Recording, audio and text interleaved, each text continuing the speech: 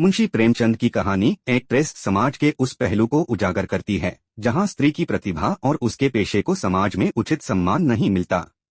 इस कहानी के माध्यम से उन्होंने दिखाया है कि कैसे स्त्रियों के प्रति समाज का दृष्टिकोण सख्ती और दकियानुसी होता है और कैसे एक स्त्री को अपने आत्मसम्मान और अधिकारों के लिए संघर्ष करना पड़ता है।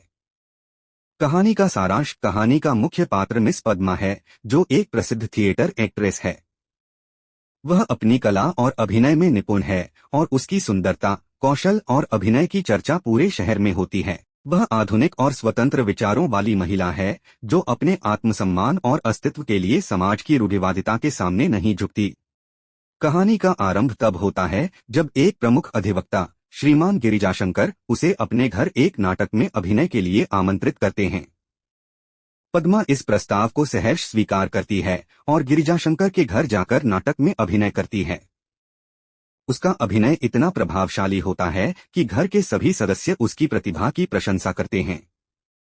लेकिन गिरिजाशंकर का पुत्र रत्नेश, जो अपने आप को एक नैतिकता के उच्च स्तर पर मानता है, उसे एक्ट्रेस होने के कारण सम्मान की दृष्टि से नहीं देखता। रत्नेश की सोच बहुत ही संकुचित और पुरुषवादी है। वह मानता है कि एक्ट्रेस केवल दिखावे और पैसे के लिए काम करती हैं और उनका जीवन नैतिकता से परे होता है। पद्मा के प्रति उसका रवैया कठोर और अपमानजनक होता है। समाज और पुरुष मानसिकता का टकराव। कहानी के बीच में यह बात सामने आती है कि रत्नेश और समाज का एक बड़ा तबका कला को केवल मनोरंजन के साधन के रूप में देखता है और कलाकारों के जीवन को नीची निगाह से देखता है। स्त्री कलाकारों के प्रति यह दृष्टिकोण और भी अधिक दकियानुसी और अपमानजनक होता है। रत्नेश की सोच भी इसी तरह की होती है और वह पद्मा को सिर्फ एक तमाशा दिखाने वाली महिला के रूप में देखता है। वह मानता है कि एक्ट्रेस बनने का मतलब नैतिकता और शालीनता को छोड़ देना है। लेकिन पद्मा एक आत्मसम्मानित और दृढ़ निश्चयी महिला है। वह अपनी कला को केवल पैसे के लिए नहीं करती, बल्कि वह इसे अपनी पहचान, सम्मान और अस्तित्व का एक महत्वपूर्ण हिस्सा मानती है। वह रत्नेश के दृष्टिकोण का खंडन करती है और उसे दिखाती है कि एक्ट्रेस होने का मतलब नैतिकता का पतन नहीं होता, बल्कि यह एक पेशा है जिसमें कला, समर्पण और आत्मसम्मान की गहरी भावना होती है। पद्मा का संघर्ष और सम्मान की लड़ाई। पद्मा का संघर्ष केवल एक व्यक्ति या परिवार के साथ नहीं है, बल्कि यह समाज के उस बड़े हिस्से के साथ है जो स्त्री के स्वतंत्र विचारों और उसके अधिकारों को नहीं स्वीकारता। पद्मा अपनी प्रतिभा और निष्ठा से समाज के उस रूढ़िवादी दृष्टिकोण को चुनौती देती है जो स्त्री को केवल घर की चारदीवारी तक सीमित देखना चाहता है। वह दिखाती है कि एक्ट्रेस होना या किसी भी प्रकार की कला से जुड़ा होना कोई अपराध नहीं है, बल्कि यह एक सम्मानजनक पेशा है जो समाज को समृद्ध करता है। कहानी में एक दृश्य आता है जब रत्नेश, जो पहले पद्मा के प्रति नफरत और घृणा से भरा हुआ था, उसकी कला और निष्ठा को समझने लगता है। वह यह महसूस करता है कि पद्मा केवल एक खूबसूरत चेहरा नहीं है, बल्कि वह एक सशक्त और स्वतंत्र महिला है जिसने अपनी पहचान और सम्मान के लिए संघर्ष किया है। वह अपने पुराने विचारों से बाहर निकलकर पद्मा का सम्मान करना सीखता है।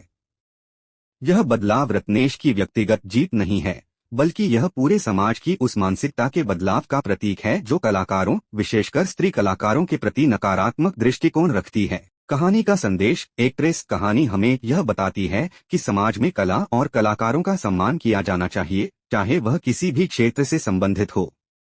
एक्ट्रेस या किसी भी कलाकार को उसकी कला के लिए तुच्छ या नीचा नहीं समझा जाना चाहिए। प्रेमचंद ने इस कहानी के माध्यम से दिखाया है कि कैसे समाज में स्त्रियों के प्रति नकारात्मक दृष्टिकोण को बदलने की आवश्यकता है। उन्होंने पद्मा के चरित्र के माध्यम से यह संदेश दिया है कि स्त्री को अपनी पहचान और आत्मसम्मान के लिए संघर्ष करना पड़ता है, लेकिन अंत में वह समाज को अपने मूल्य और महत्व को समझने के लिए मजबूर कर सकती है। कहानी की विशेषताएं। प्रेमचंद की कहानियों में यथार्थवाद और सामाजिक समस्याओं की झलक हमेशा मिलती है।